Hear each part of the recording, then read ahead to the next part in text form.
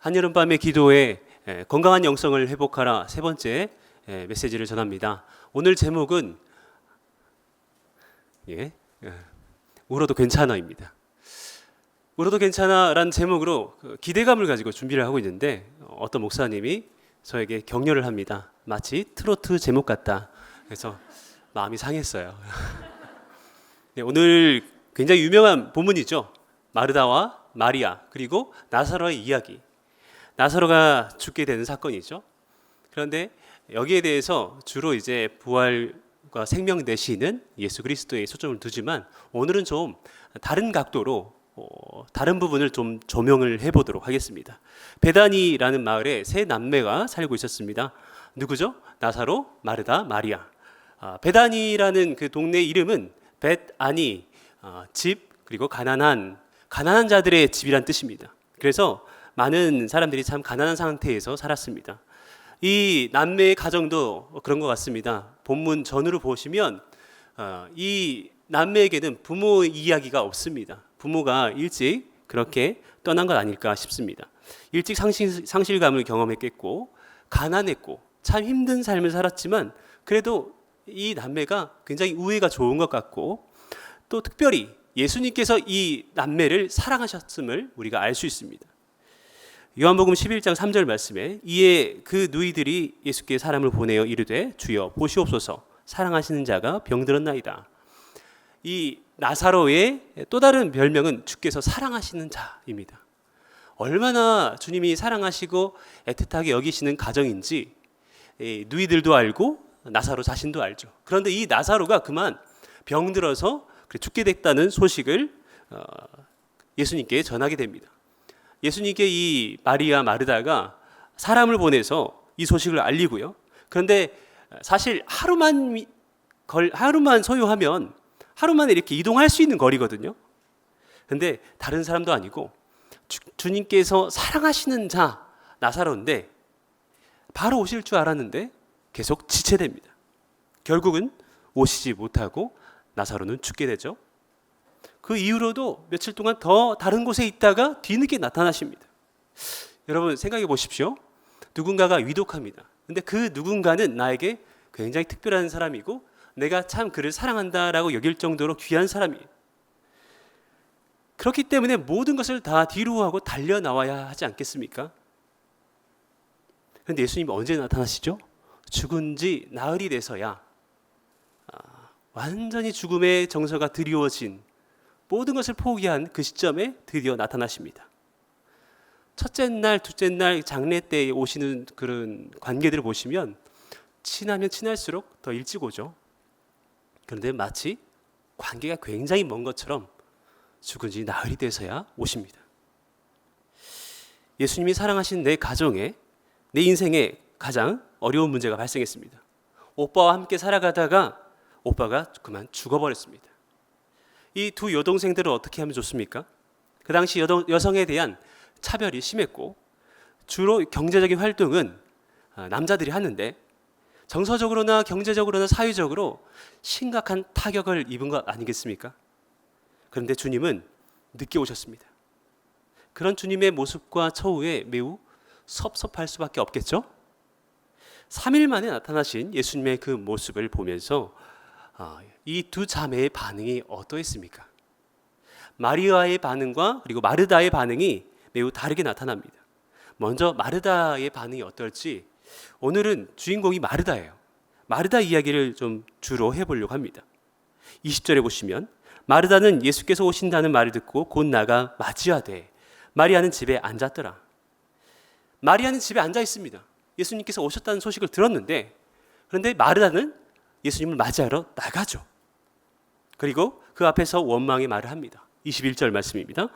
마르다가 예수께 여짜오되 주께서 여기 계셨더라면 내 오라버니가 죽지 아니하였겠나이다.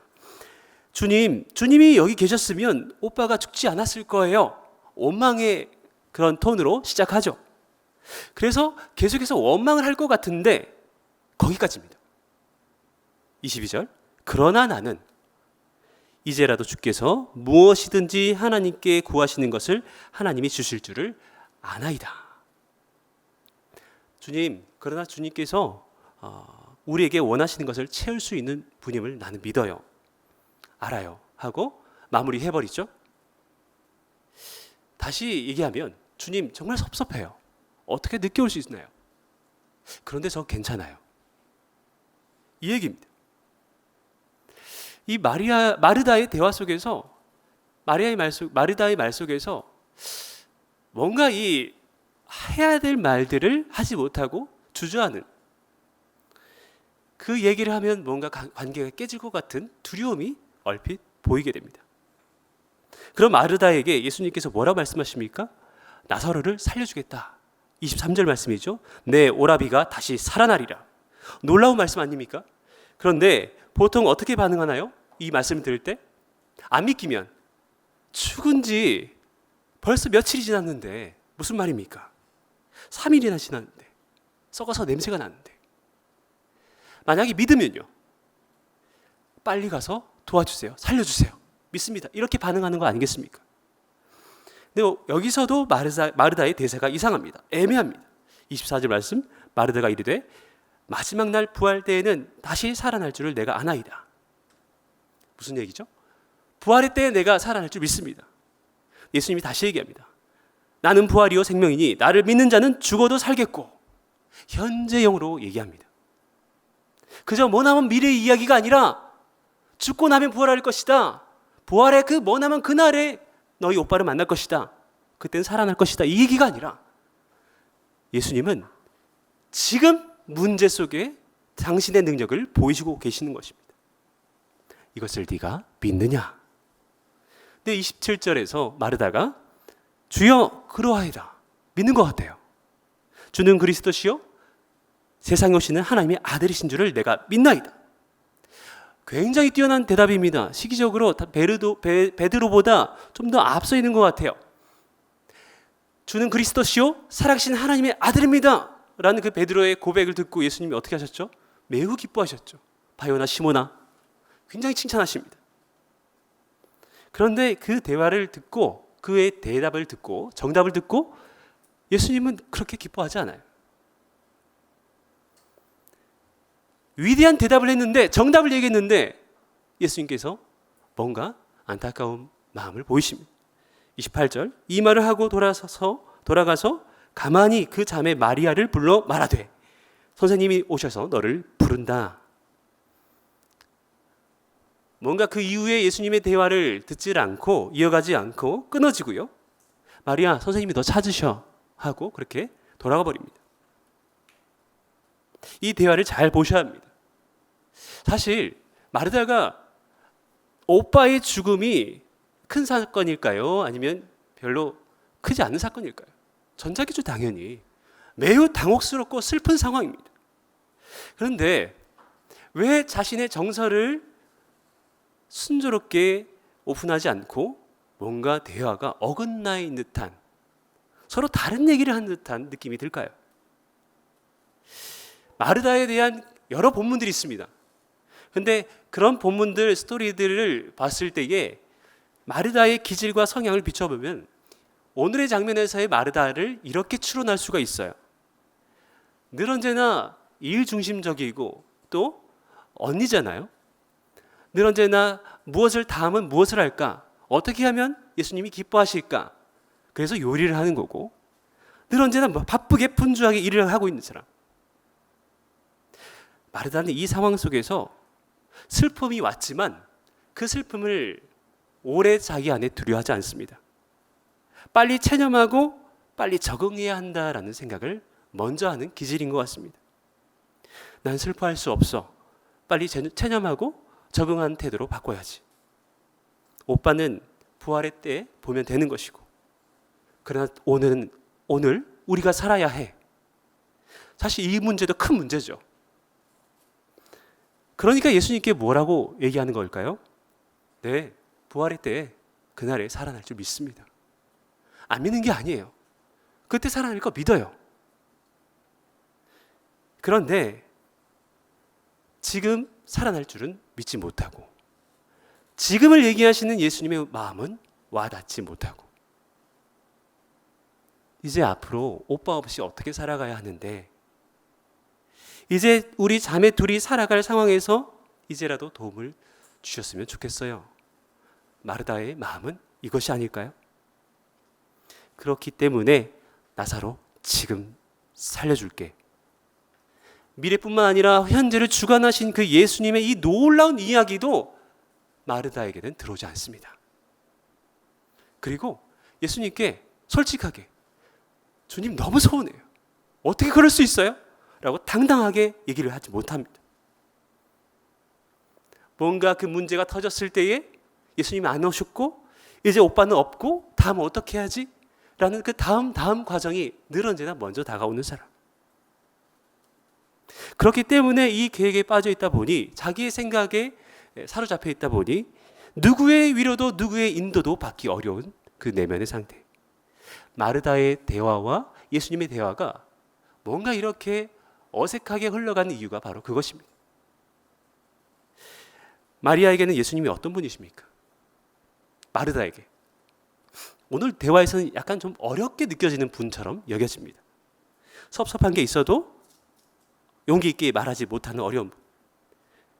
부당하다고 생각되지만 그래도 이제 살아갈 날들 가운데에서 이 관계는 놓치기 어려우니까 진심을 감추고 좋아하려 하는, 그리고 이 대화 속에서 자꾸만 이 마르다는 예수님께 어떤 말을 해야 될까 정답을 고민한 흔적이 보입니다. 어떤 대답을 요구하실까? 어떻게 해서 내 머릿속으로 이해해서 최상의 답을 내려고 하고 있습니다. 근데 그러기 전에 이 마르다의 내면의 상처가, 상실감이, 슬픔이 해결됐을까요? 아니요. 여전히 남아있어요. 덮어놓고 있는 거죠. 그리고 예수님께 계속해서 정답의 이야기를 합니다. 그리고 예수님을 존중하죠. 주는 그리스도시요 하나님의 아들이십니다. 저는 이 대화를 볼 때 나중에 있는 그 마리아의 그 정말 솔직한 그 마음이 막 기대가 되고 마리아가 막 우월하게 느껴지고 이게 아니라 저는 이 마르다의 마음이 너무 안타깝게 느껴져요. 제 첫째, 둘째가 있는데 둘째는 너무 많은 것들을 오픈하고 너무 이렇게 얘기를 해서 제가 버겁게 느껴집니다. 저랑 좀 기질이 비슷한데 저보다 더한 놈이에요. 대단해요. 그래서 별로 신선하지가 않고 뻔하고, 제가 아들을 비하하는 게 아니라 제 둘째 아들의 기질과 성향을 너무 잘 아는 거죠. 근데 저와는 다른 뭔가 자기를 오픈하지 않는 첫째 아들, 다르면서 첫째이기도 하고 자기를 내세우지 못하는, 잘 드러내지 못하는, 그리고 때로는 어떤 면에서는 정답만 아빠에게 잘 보이려고 하는 그 모습들을 보면서 전 애잔한 마음을 느낍니다. 둘째를 연년생으로 일찍 봐서 그러나? 그리고 좀 욕심을 내려놨어야 되는데 또 셋째를 봐서 그러나? 첫째에 대한 마음이 점점 애잔하게 느껴지고 있습니다. 마르다의 문제라기보다는 마르다에 대한 안타까움이 무엇인지 아십니까? 첫 번째, 자기 감정을 수용하지 못합니다. 굉장히 슬프고 힘든 거예요. 그런데 그 슬픈 나에게 언제까지 슬퍼할 수 없잖아 라고 스스로에게 얘기합니다. 화내고 있다고 해서 뭐가 바뀌어져? 내 감정을 수용하기보다 그 감정에 빠져 있지 말아야 할 이유들을 자기에게 설명하고 있습니다. 그러니 내 감정은 어떻게 해요? 그 어느 누구도 내 감정을 모르는데 나도 내 감정을 무시합니다. 수용하지 못합니다. 그래서 나타나는 문제, 연이어서 두 번째 무엇입니까? 타인에게 수용될 기회를 빼앗기고 맙니다. 내가 내 감정을 수용하지 않으니 내가 슬퍼할 기회도, 그리고 타인에게 위로받을 기회도 뺏기게 되는 것이죠. 그러니 이 사람에게는 감정적인 고립이 나타납니다. 그래서 이 사람에게는 무엇을 해야 할까? 기능과 역할만 남는 것이죠. 그래서 예수님과의 대화가 서걱거리고 단절되고 있는 것입니다. 현대인들은 마르다와 같은 사람들이 참 많이 있습니다. 저와 여러분은 자주 마르다의 모습을 보입니다. 관계적인 문제, 거절감, 상실감, 사회적인 고립과 상처, 육신의 질병과 내가 감당하기 어려운 그 고난들, 힘든 거예요. 그런데 이것을 내가 마르다처럼 오빠가 죽는 그런 큰 고난과 아픔을 겪었음에도 불구하고, 아픔과 슬픔의 그 극치에 있는 그 지점에 있음에도 불구하고 그걸 아파하고 슬퍼하고만 있다면 그건 약한 거야. 그건 믿음 없는 거야. 믿는 성도로서 내가 어떻게 해야 될까? 그렇게 평가하며 다음 스텝을 먼저 고민합니다. 그리고 사실 이 사회에서도 그렇게 가르쳐요. 슬프고 힘들면 그것을 누리는 그것을 회복할 시간을 주지 않습니다. 어떻게 이 문제를 분석하고 객관화하고 냉정하게 그 문제를 해결할 것인가? 그것이 위기관리 능력이다. 그리고 그런 사람들을 찾고자 합니다. 그런 사람들이 이성적이고 매우 유능한 사람이라고 그렇게 추앙하죠. 그리고 그들에게서 성공담을 듣고자 합니다. 그리고 그렇게 성공한 사람이 되고 싶어 합니다. 그런데 누구 감정은 돌보지 못합니까? 문제는 잘 다루는데 자기 감정을 돌보지 못합니다. 내가 지금 아프고 힘든 거에 대해서는 자기 자신을 돌아볼 수 없습니다. 그러니 다른 사람이 나를 위로해도 불편한 거예요. 난 괜찮은데 왜 자꾸 위로해? 타인에게 수용받을 필요가 없습니다. 주위에서는 칭찬하겠죠. 아, 믿음 있어. 대단해. 어떻게 금방 추스리고 저렇게 사명에 매진하지? 자기 자신을 속이는 거죠. 자기 자신을 빨리빨리 설득하는 거죠. 그 다음을 대안을 플랜 A를 플랜 B를 준비하라고. 그리고 그걸 매진하라고. 잊으라고. 이렇게 되면 결국엔 어떻게 되느냐? 세 번째, 주님의 위로를 경험할 기회를 놓치게 됩니다. 이런 사람은 타인이 위로해도 거부하고요, 불편하고요. 주님이 매 예배 때마다 또 개인 묵상에서 그 부분을 만지려고 하고 내가 덮어놨던 그 상처를 주님이 들추시려 하면, 그 부분을 위로하려고 하면 덮어버립니다. 주님 괜찮아요. 위로하려고 하면 그것을 거부하고, 또 그 가운데서 주님이 내가 함께하고 있어. 분명히 이것을 극복해내고 내가 너에게 예비한 그 길을 걷게 될 거야. 소망을 내기에도 그렇게 감동되지 않습니다. 왜? 나는 이미 체념하고 적응 모드로 들어갔으니까. 내게 다른 계획이 있거든. 내가 아파하고 진정으로 아파하고 그것을 회복하고 치유받아야 위로도 받고 소망도 새겨질 거 아니겠습니까?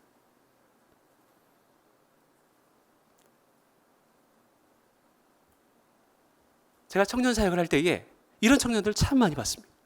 지금 교구 사역할 때에도 요즘 신방하는 그런 사례들이, 이런 사례들이 참 많이 있어서 오늘 메시지가 저에게는 참 많이 와닿는 그런 메시지입니다. 어렸을 때 사랑하는 그 존재가 너무 일찍 떠나버렸어요. 난 아직 어린데, 난 그분 여전히 필요한데. 그래서 남겨진 엄마를 위해서 울 수는 없고, 초등학생인데, 어린 그 저학년인데 운 적이 없다고 하더라고요. 늘 언제나 엄마의 마음을 기쁘게 해주는, 엄마의 자랑이 되고자 하는 그 애씀이 있었고, 아프지 않으려고 버텼다라는 거예요. 근데 온라인으로 특정 광고 해도 되나요? 예, 그 온라인 그 신방으로 이렇게 하고 있는데, 화면으로 디지털 화면을 보고 디지털 음을 듣는데 그분이 가장이 엉엉 우는 거예요. 이유를 물어보니까 왠지 모르겠대요. 이렇게 운 적이 정말 몇십 년 만이에요. 저 그 모습을 보면서 전도사님도 저도 같이 울었습니다. 옆에서 보면 되게 이상할 거예요. 모니터 붙잡고 울고 있으니까. 근데 그분에게 신방을 마치는 그 지점까지 달려갈 때 뭔가의 하나님의 위로하심을 경험한 듯한 그분 안에 평안과 미소가 다시 회복되는 것을 경험했습니다. 청년 사역할 때도 마찬가지예요. 저 괜찮아요, 목사님. 너무 그렇게 걱정 안 하셔도 돼요. 이렇게 아파하지도 않고 오래 아파하지도 않았어요, 제가 보기에는. 그리고 위로받지도 않습니다. 근데 몇 개월 지나고 나면 정말 괜찮아야 하는데 그 안에 소망이 없어요. 저 괜찮아요. 연애 안 하면 되죠. 결혼 안 하면 되죠. 혼자 살고 싶어요. 괜찮나요? 치료받고 회복됐나요? 아니죠. 아파하지 않았기 때문에 아픔이 없어 아픈 거예요. 무슨 말씀인지 알겠죠? 아픔이 없어 아픈 상태예요. 슬픔이 없어 정말 슬픈 상태입니다. 그리고 버티고 있어요. 이런 모습 볼 때 제가 최근에 읽었던 책의 한 부분이 생각났습니다. 정서적으로 건강한 영성이라는 피터 스카지로 저자가 이렇게 쓴 책이 있는데, 거기에 정서적으로 건강하지 못한 영성의 10가지 징후를 정리를 했어요. 그 중에 10가지 중에 4가지가 이 상황에 잘 적용이 되는 것 같아요. 혹시 여러분은 이런 마음은 없는지. 이 저자가 영성 정말 중요하다. 그런데 우리가 신앙생활에 있어서 정서적인 부분을 너무 도외시한다. 나 예수 믿고 구원받고 또 집 사고 장로고 권사고 또 무슨 일을 하고 있고 뭔가 성취와 소유와 위치는 있지만, 그러나 자기의 정서는 완전히 여전히 회복되지 않았는데, 예수 믿기 이전에 그 상처로 인해서 여전히 골마 있는데 그 부분을 덮어두고 그런 파편들이 계속해서 가족들과 그리고 자기의 영역에서 파괴를 가지고 그렇게 영향을 미치고 있다는 것이죠. 그렇기 때문에 이 저자는 이 책에서 정서를 굉장히 강조합니다. 정서가 건강해야 된다. 그것이 진짜 건강한 영성이다. 2번, 6번, 8번, 9번 보여주십시오. 분노, 슬픔, 두려움의 감정은 즉시 억누른다. 하나님과 동행하기보다 사역하기에 바쁘다. 상처, 약점, 실패는 철저히 은폐한다. 내 한계를 절대 인정하지 않는다. 이것이 건강하지 못한 영성의 10가지 징후 중에 4가지입니다. 그리고 그 이어서 고통과 상실에 대한 우리의 방어막에 대해서 얘기합니다. 부정, 축소, 책임 전가, 자책, 합리화, 그리고 지적으로 처리함, 주의를 분산시킴, 그리고 마지막으로 적대감을 드러내요. 왜 그런 얘기를 하냐고. 그 얘기 그만하라고. 고통과 상실을 경험할 때가 너무 많아요. 여기 오신 분들도 지금 고통과 상실 때문에 기도하러 온 거 아니겠습니까? 근데 그때 나타나는 마음이 있는데 그 감정을 건강하게 수용하지 못하고 우리가 사용하는 방어막이 너무 많다는 것이죠. 결코 유익이 되지 않다는 것입니다. 마르다의 상황을 볼 때 저는 이렇게 정리했습니다. 자기 감정을 수용하지 못할 때 나타나는 왜곡. 첫 번째, 나에 대한 왜곡이 일어납니다. 무엇이죠? 낮은 자존감입니다. 내가 내 감정을 돌보지 않는데 내가 중요한 사람이라고 느껴질까요? 아니죠. 그리고 자주 단절되어 있다고 생각합니다. 단절과 고립감을 심하게 느낍니다. 그리고 정기적인 우울이 찾아옵니다. 현대인들은 왜 우울증이 많을까요? 어려운 일이 많아서요? 아닙니다. 어려운 일을 어떻게 핸들을 해야 될지, 그리고 그 정서를 내가 어떻게 수용해야 될지 모르니까. 아파할 줄 모르니까. 두 번째, 하나님에 대한 왜곡이 일어납니다. 하나님은 매우 독단적이고 무관심한 분으로 여겨집니다. 마르다가 예수님께 느낀 감정은 이런 감정도 있을 것 같아요. 그렇게 사랑하신다면서, 그렇게 우리를 아끼신다면서, 우리 정말 예수님과 함께 행복했던 그날들이 있는데 어떻게 이렇게 늦게 오시지? 작정하고? 독단적이시구나.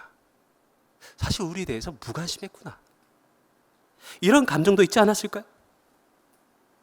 그런데 이 마르다는 이분을 배제하지 않습니다. 오히려 매달려요. 그런 정서가 남아있는데도 매달립니다. 이것이 얼마나 사람의 정서에 안 좋은 건지 아세요? 내가 독단적이고 무관심하다고 생각하는, 편하게 생각하지 않는 존재한테 내가 매달려야 돼요. 정답을 얘기해야 되고. 그 자체가 나에게 상처 주는 거 아니겠습니까? 세 번째, 삶에 대한 왜곡이 일어납니다. 이 사람이 자꾸 이런 상태로 자기 감정을 수용하지 못하면 삶에 대해서도, 인생에 대해서도 그렇게 얘기합니다. 삶은 치료받고 회복되는 것이 아니라 체념하고 적응하는 것이다 라는 정의를 내립니다.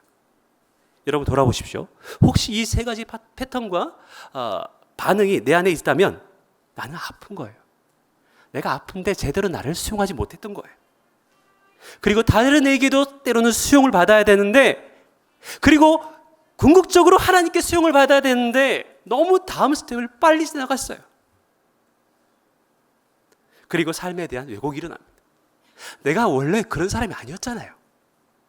근데 너무 많은 상실과 아픔을 겪어오면서 수많은 방어막들을 내 안에 치면서 나는 예전에 정말 작은 것도 하나님께 아뢰며 그 정서가 하나님의 정서와 내 정서가 오가는 그 기쁨의 순간, 순수하고 아름다웠던 그 시절에 내 모습이 어느새 사라진 거예요.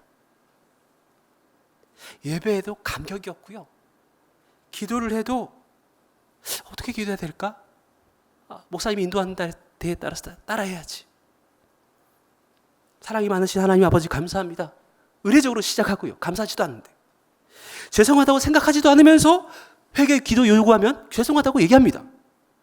사실 그렇게 기대하지도 않는데, 소망 걸지도 않는데 소망을 얘기하면 잘 부탁드린다라고 얘기하고, 그리고 잘 하지도 않을 거면서 앞으로 잘하겠다고 결단합니다. 정답을 정말 잘 나열해요. 그런데 이 예수님이 느꼈던 그 안타까움이 하나님께 그대로 있는 거예요. 이런 정답만 얘기하는, 그리고 기도 끝나면 땡 하고 가버리는 그 뒷모습을 보면서 예수님은 붙잡고 싶을 거예요. 너 진짜 얘기해야 될 거 얘기했어? 네 진심을 얘기했니? 가지 마.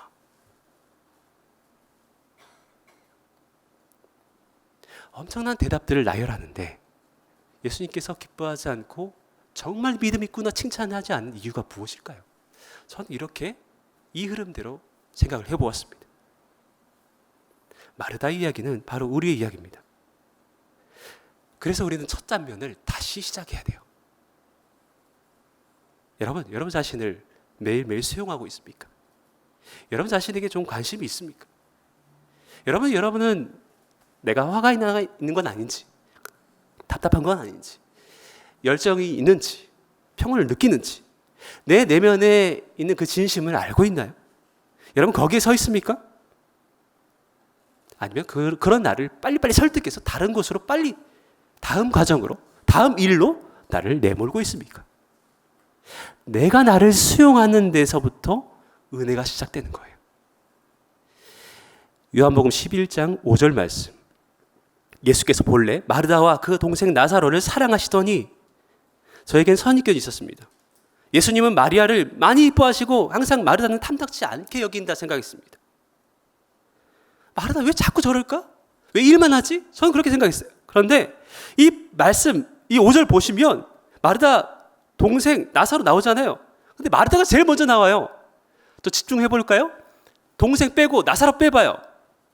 본래 마르다를 사랑하시더니, 저는 이 말씀 보면서 마르다가 뭔가 잘못된 사람이다, 그리고 비난받는 사람이다, 이 얘기가 아닙니다. 오늘 설교는 예수님은 마르다를 매우 사랑하십니다. 그리고 마르다에 대한 극한 안타까움이 있어요. 아픈 텐데 울어도 괜찮아.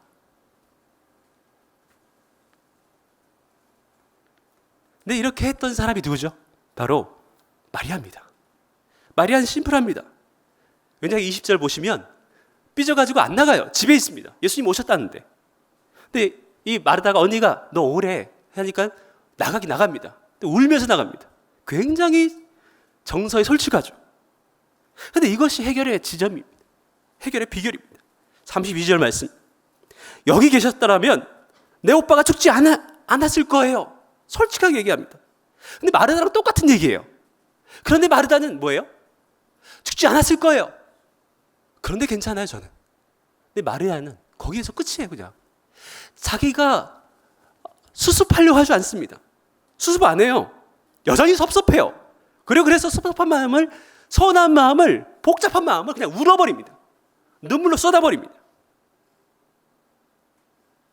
그런데 이 마리아의 모습을 보면서 이 마리아가 무엇을 경험합니까? 33절부터 35절, 예수께서 그가 우는 것과 또 함께 온 유대인들이 우는 것을 보시고 비통히 여기시고 불쌍히 여기사, 그리고 35절에 눈물을 흘리시더라. 예수님이 우십니다. 이게 뭐예요? 슬프냐? 나도 슬프다. 아프니? 나도 아파. 그저 아무 말 없이 그냥 웁니다. 같이 웁니다. 주님 앞에서 한없이 울 때에 부어지는 은혜가 무엇이죠? 첫 번째는 감정적 수용의 경험입니다. 마리아 우니까 그냥 예수님 울어요. 그리고 그 마음을 그냥 받아주십니다. 같이 웁니다. 그 예수님의 눈물을 보면서 이 마리아의 마음이 어떨까요? 예수님이 설명하지 않으시고 부연하지 않으시고 그냥 같이 우시는구나. 두 번째, 34절 말씀. 이르시되 그를 어디에 두었느냐 이르되 주여 와서 보옵소서 하니 나사로 어디더니 가자. 그리고 나사로가 살아납니다. 두 번째, 문제의 핵심을 해결하시는 주님의 능력을 경험합니다. 정말 해결해야 될 것은 이 죽음의 문제입니다. 그런데 이 슬픔과 절망과 죽음의 문제를 예수님이 해결하십니다. 그래서 제로드 시처, 하나님 앞에서 울다라는 책을 지은, 그리고 교통사고로 자신의 아내와 딸들을 잃어버린, 자녀들을 잃어버린 혼자 남겨진 제로드 시처의 그 모습은, 그 시처가 이렇게 얘기합니다. 상실은 우리 자신의 모습을 잃어버리게 하지만 동시에 하나님과 소중한 관계를 시작하게 한다. 모든 걸 다 잃었지만 동시에 하나님과의 소중한 새로운 관계가 시작된다. 말씀을 마무리하겠습니다. 저와 여러분은 현재 어떤 정서에 서 있습니까? 힘드십니까? 그런데 그 이후의 대답이 무엇이죠? 괜찮아요. 우리는 슬픔을 수용할 줄 알아야 해요. 애써 대안을 찾고 애써 정답을 주님께 나열하려고 하는 그 애씀을 멈추셔야 합니다. 그럴 때에 그저 허공에서 부서지는 그런 고백이 아니라 주는 그리스도시요 살아계신 하나님의 아들입니다 라는 진정한 베드로의 고백을, 마르다의 고백을 할 수가 있는 것입니다. 아프면 아프다고 얘기하십시오. 지금 이 시간 함께 우리가 찬양하며 기도할 텐데, 네 자신을 볼 때에, 네 가정을 볼 때에, 네가 소중하게 여기는 그 사람 볼 때에, 그리고 이 교회와 이 깨어진 사회와 민족을 볼 때에 아프면 아프다고 얘기하고, 울고 싶으면 울어도 돼. 울어도 괜찮아. 이 하나님의 수용하심과 그 마음을 만지시며 문제의 본질을, 핵심을 해결하시는 그 은혜를 경험하는 저와 여러분 될 수 있기를 주님의 이름으로 축원합니다.